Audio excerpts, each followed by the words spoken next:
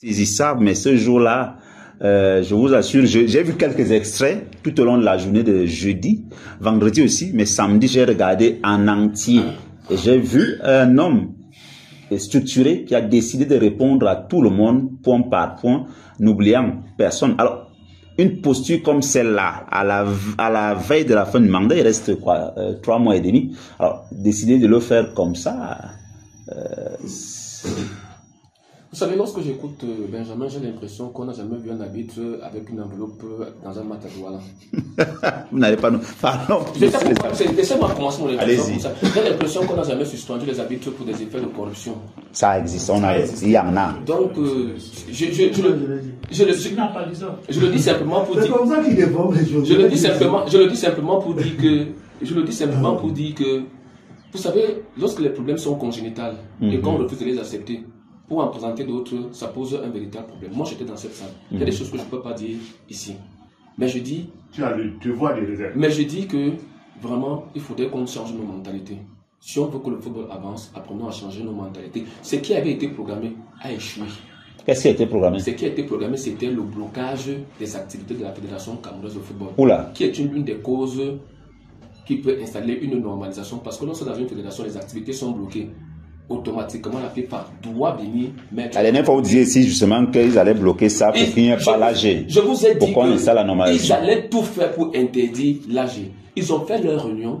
Ça a commencé par le boycott des présidents de club. Vous avez vu quand le championnat a dit... ça a commencé depuis l'an dernier. On a refusé que Samuel Eto'o organise son championnat avec l'impact social. Montrer que, ah ben toi ça ne va pas, ah ben toi ça ne va pas. Que si on tente d'organiser un championnat, il y aura instabilité sociale au Cameroun. Pourquoi? Parce qu'il fallait empêcher qu'il y ait un championnat. Malheureusement, le championnat a commencé et c'est bien terminé. Ils sont revenus cette année avec un certain nombre de présidents de clubs qui ont dit que nous, on ne joue pas. Ils ont fait des réunions. Et ces présidents de clubs, jusque-là, beaucoup sont venus jouer. L'acte 1 a échoué. L'acte 2 a été cette convocation vers la CAF, où on a accusé M. Eto'o, X et Y. L'acte 2 a échoué. Acte 3, c'était simultané. Un corps d'arbitre bien restreint a été mis en branle. Ce corps d'arbitre, Benjamin, c'est mon père. Moi, je le dis toujours, et il sait que j'ai ma façon de parler. Il sait très bien qu'ils étaient en connivence avec un certain nombre d'acteurs qui ont décidé d'en finir avec Eto'o. Il le sait. Et ces arbitres, ils ont donc été mis en branle.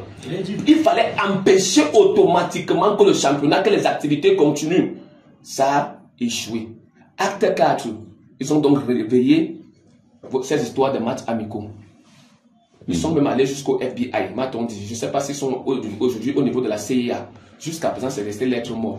Tout ça parce que personne ne voulait aller aux élections. Pendant 4 ans, un homme a été insulté. On parle de la légende du football camerounais, du meilleur joueur camerounais de tous les temps. On l'a traîné dans la boue. Il n'a jamais dit mot. On l'a accusé d'avoir détourné des fonds. Il n'a jamais dit mot. On a même insulté sa propre famille, sa femme, ses enfants. Ce monsieur n'a jamais dit mot. On a même dit qu'il sera arrêté et enfermé. Quelqu'un l'a dit à Mondo Vision que si Eto'o tente encore de mettre pied au Cameroun, il sera directement mis à Konengi. Ce monsieur n'a jamais dit mot. Pendant 4 ans, il a su se taire pour adopter la posture d'un dirigeant. C'est un cadreur. Mais à un moment donné, il fallait qu'il parle, qu'il donne son point de vue. Et le monsieur que j'ai vu avait la posture présidentielle. Lorsque j'ai vu M. Eto'o parler, je me suis rappelé de Barack Obama. C'est pourquoi je me suis rappelé de Barack Obama. Ah, vous dites ça, je parle de la posture. Ça commence à coucher dans la tête de certaines personnes. Oui, parce que c'est ces personnes-là qui se sont également mises en branle en disant que ce monsieur doit avoir au coin de la tête une idée d'être candidat à une élection, donc il faut automatiquement qu'on empêche. Je vous le dis. C'est moi qui le dis. Quand j'ai dit là la posture, pourquoi je parle de cette posture? D'abord, quand vous faites l'analyse d'un discours, vous faites tout ce qui ont fait l'analyse sémiotique. Vous commencez d'abord par comment il se place. Mais la gestuelle. La gestuelle devant les membres de l'Assemblée générale. Vous voyez ses prises de parole. Comment est-ce qu'il se comporte lorsqu'il prend la parole? Vous allez comprendre que ce monsieur, il a vraiment été à Harvard. C'est là-bas qu'on enseigne ça. C'est là-bas qu'on enseigne ça. Et lorsqu'il a commencé à parler, regardez ce que Barack Obama faisait souvent. Il lit une petite ligne de discours et il vient faire le commentaire. Il sort totalement. Lorsqu'on me dit que M. Eto'o, j'enlève ma casquette.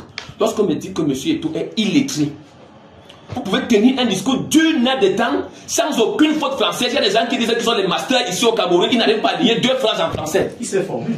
2 phrases en français. Voilà un monsieur dont on dit qu'il est illettré, mais il tient un discours d'une heure avec un français soutenu et cohérent. C'est devenu égoïste. S'il vous plaît, laissez les anglicismes, les néologismes, permettez-lui de parler. Monsieur Jacques Edouard, il y a des gens ici au Cameroun qui ont des thèses de doctorat, mais je vous assure, ils sont incapables de prendre la parole. Il y a des gens ici qui passent le temps à lire des discours, ils n'arrivent même pas. Il y a quelqu'un qui a lu le discours avec 3 ans, il n'arrive même pas à lire 2 mots. Non, passons. Ouais. Je passe. Jacques Edouard veut me troubler. Maintenant, j'entre dans le fond. Monsieur Eto'o a fait un bilan détaillé de son mandat. Et bilan par bilan, il a soulevé les points dont on lui a reproché être des points négatifs. Je commence par... Je vais prendre 3 points. Après, on va prendre les auditeurs. 3 points qui ont fâché. Le premier point est celui des sponsors, dont on accuse M. Eto'o de n'avoir pas communiqué sur les sponsors. Il y a même un, et il a indexé directement, qui était l'ancien président de la commission de marketing au sein de la Fédération camerounaise de football, qu'il a dit à Mondo Vision qu'il n'a jamais vu un contrat. M. Eto'o a dit à Mondo Vision que pourquoi tu mens, petit frère?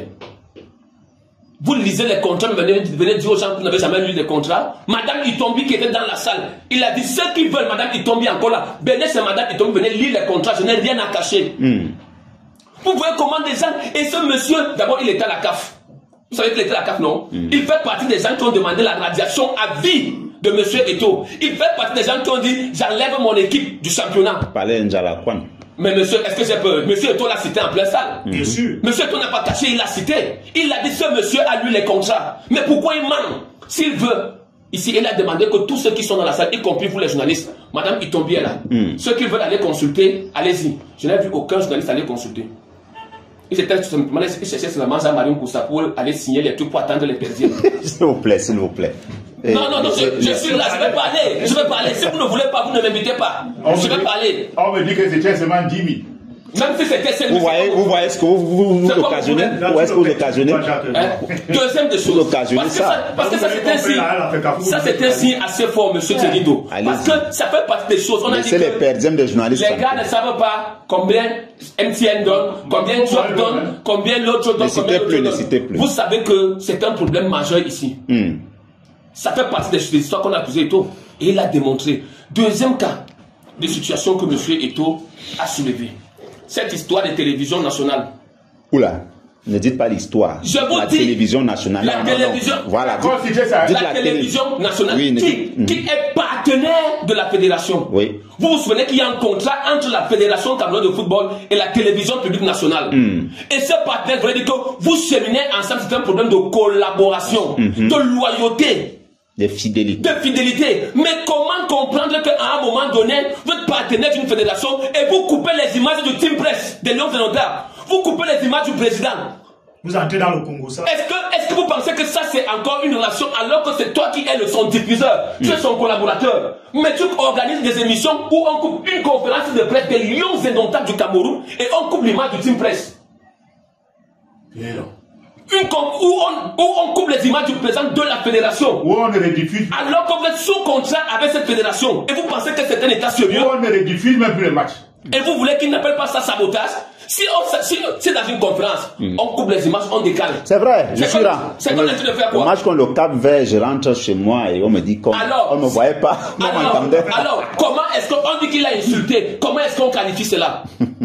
Lorsqu'on voit M. Eto'o aller signer avec Vision 4, avec MSI, on dit que comment c'est possible. Mais il a compris qu'ici, et bien là, si tu es mon partenaire et que j'organise tu enlèves mes images, tu es en train de faire quoi? C'est le sabotage, non? On appelle ça comment en français? Dites-moi, on appelle ça comment en français, M. Ritirindo? Troisième acte fort qu'il a posé. Que M. Eto'o a posé. M. Eto'o prend un exemple basique. Que nous sommes ici. On me dit que moi, Samuel, président de la FECAFOOT, je n'ai pas le droit d'entrer dans un vestiaire. On est dans quel pays au monde? C'est moi le patron des vestiaires. Je vous assure, et j'ai mis mal à la tête. Parce que M. Eto'o a dit arrêtez d'exposer vos manquements à la face du monde. Ça fait honte. Et quand des grands, des éminents, on me dit qu'ils sont docteurs, titulaires des masters en je ne sais quoi là, ils sont professeurs agressés. un agrégé met ça dans un contrat alors qu'il sait que le seul qui donne accès à un vestiaire, c'est le président de la Fédération camerounaise de football. Parce que celui qui fait la demande des accréditations, c'est la Fédération camerounaise de football. Y compris lui-même le ministre, pour qu'il soit accrédité, c'est la Fédération qui fait son accréditation. Et vous ne voulez pas qu'il vienne le dire à Mondo Vision que comment on a pu mettre ça dans un contrat? Si ce n'est pas de la sorcellerie, comment on appelle ça? Oui, il était temps qu'il le dise. Parce que cela, on dit depuis qu'on lui a interdit l'accès au vestiaire.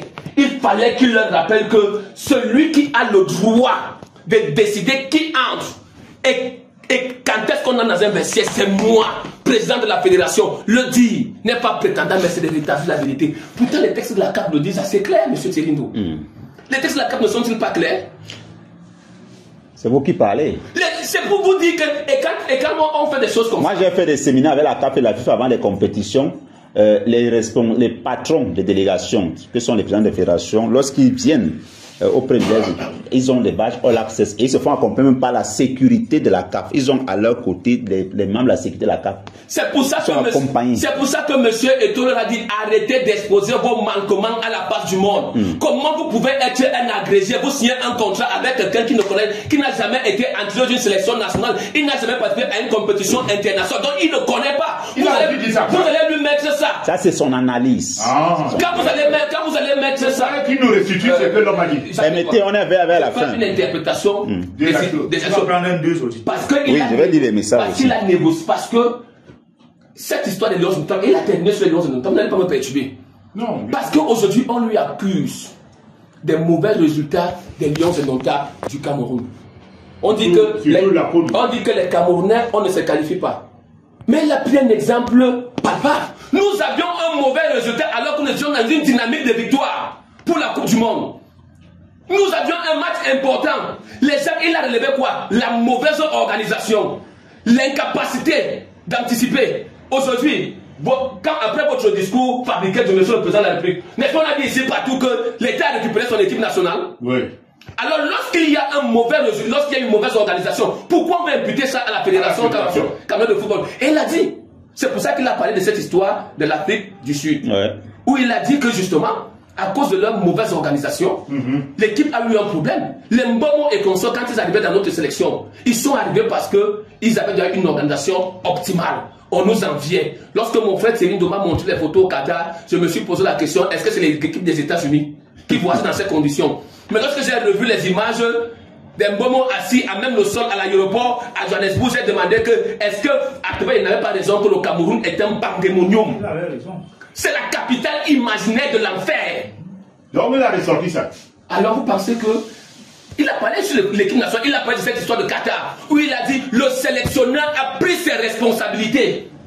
Et jamais dans une équipe, le joueur n'aura raison devant son sélectionneur. Et j'ai accepté en tant que président de soutenir mon entraîneur. Je l'assume. Alors que les gens arrêtent, j'ai dit monsieur Eto'o, cette posture, et je vous dis tout ce qu'il disait, il n'avait pas de stylo devant lui. Non, dans un français cohérent. Et M. Eto'o a répondu à tout un chacun. M. Ebala l'a souligné tout à l'heure là. Celui qui conteste, mais qu'il vienne. Eto'o a dit je suis prêt. Et je crois que Thérindo, M. Eto'o avait écouté cette émission. Parce qu'on lui a dit, président, à un moment donné,